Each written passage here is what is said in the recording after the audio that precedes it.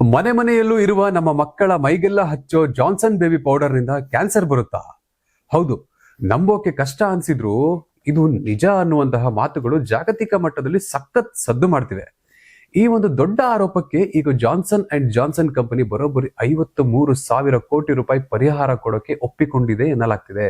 ಅಸಲಿಗೆ ಇದೇನು ನಿಜಾನಾ ಅಂತ ಅಂದುಕೊಳ್ಳುವವರು ಈ ವಿಡಿಯೋ ಕೊನೆವರೆಗೂ ನೋಡಿ.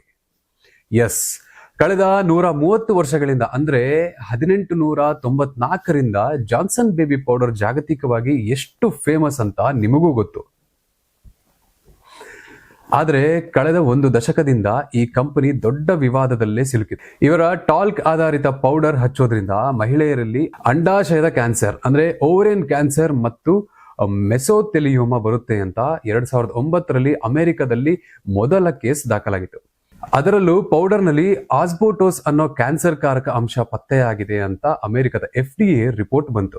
Just imagine. ಆಮೇಲೆ ಕಂಪನಿ ಎಚ್ಚೆತ್ತುಕೊಂಡು 2019ರಲ್ಲಿ ಕೆಲವು ಸಾಗಣೆಯನ್ನು ವಾಪಸ್ ಪಡೆಯಿತು. ಕೊನೆಗೆ 2020ರಲ್ಲಿ ಅಮೆರಿಕದಲ್ಲಿ 2023ರ ವೇಳೆಗೆ ಜಗತ್ತಿನ ಬೇರೆ ಕಡೆಗಳಲ್ಲೂ ಈ ಟಾಲ್ಕ್ ಬೇಸ್ಡ್ ಪೌಡರ್ ಮಾರಾಟವನ್ನೇ ಸಂಪೂರ್ಣವಾಗಿ ಬಂದ್ ಮಾಡಿ ಈಗ ಸ್ಟಾರ್ಚ್ ಆಧಾರಿತ ಪೌಡರ್ ಮಾರೋದಕ್ಕೆ ಶುರು ಮಾಡಿದೆ. ಅಸಲಿಗೆ ಈ ಟಾಲ್ಕ್ ಬೇಸ್ಡ್ ಅಂದ್ರೆ ಏನ್ ಗೊತ್ತಾ? ಎಸ್, ನುಣ್ಣಗಿನ ಬಿಳಿ ಅಥವಾ ಬೂದು ಬಣ್ಣದ ಜಿಡ್ಡಿನ ಅಂಶ ಹಾಗೂ ತೇವಾಂಶವನ್ನ ಹೀರಿಕೊಳ್ಳುವ ಒಂದು ನೈಸರ್ಗಿಕ ಖನಿಜ ಪುಡಿ ಅಂತ ಕರೀತಾರೆ. ಇದನ್ನ ಸಾಮಾನ್ಯವಾಗಿ ಬೇಬಿ ಪೌಡರ್, ಫೇಸ್ ಪೌಡರ್ ಮತ್ತು ವಿವಿಧ ಸೌಂದರ್ಯವರ್ಧಕಗಳಲ್ಲಿ ಪ್ರಮುಖ ಘಟಕಾಂಶವಾಗಿ ಬಳಸಲಾಗ್ತದೆ. ಈ ಎಲ್ಲಾ ಆರೋಪದ ನಡುವೆ ನಮ್ಮ ಪ್ರಾಡಕ್ಟ್ ಸಂಪೂರ್ಣ ಸುರಕ್ಷಿತ ಅಂತ ಕಂಪನಿ ವಾದಿಸ್ತಾನೆ ಬಂದಿದೆ.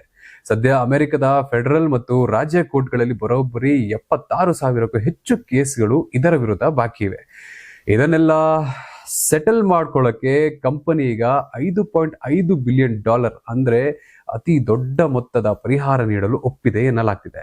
ಎಸ್, ಈ ಒಪ್ಪಂದ ಜಾರಿಗೆ ಬರಬೇಕಾದ್ರೆ ಕನಿಷ್ಠ 95% ಹಕ್ಕುದಾರರು ಇದಕ್ಕೆ ಒಪ್ಪಿಗೆ ಸೂಚಿಸಬೇಕಿದೆ.